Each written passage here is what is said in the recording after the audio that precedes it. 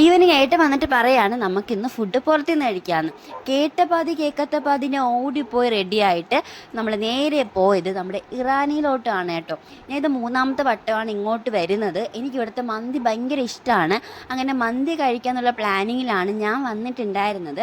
പിന്നെ ഇവിടെ വന്നപ്പോഴത്തേക്ക് എൻ്റെ പ്ലാൻ ജസ്റ്റ് ഒന്ന് മാറ്റിയിട്ട് ഞാൻ അൽഫാം ആക്കി, ഏട്ടൻ ക്വാർട്ടർ മന്തി ആക്കി. എന്തായാലും റൈസൊക്കെ നമുക്ക് അങ്ങോട്ടും ഇങ്ങോട്ടും എക്സ്ചേഞ്ച് ഒക്കെ ചെയ്ത് കഴിക്കാമല്ലോ എന്ന് വിചാരിച്ചിട്ട് അങ്ങനെയാണ് ഓർഡർ ചെയ്തിട്ടുണ്ടായിരുന്നത്. അങ്ങനെ നമ്മുടെ ഫുഡ് എത്തിയിട്ടുണ്ട്.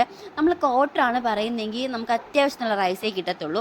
ഹാഫാണ് പറയുന്നതെങ്കിൽ നമുക്ക് ഒരുപാട് ക്വാണ്ടിറ്റി റൈസ് കിട്ടും. അത് ഞാനും വേണ്ടും കൂടെ കഴിച്ചാലും തീരത്തില്ല, ഒരുപാട് റൈസ് വേസ്റ്റ് ആവും. അപ്പോൾ ഇങ്ങനെ ഓർഡർ ചെയ്യുന്നതാണ് നല്ലതെന്ന് വിചാരിച്ചിട്ട് ഞങ്ങൾ അങ്ങനെയാണ് കേട്ടോ ഓർഡർ ചെയ്തിട്ടുണ്ടായിരുന്നത്.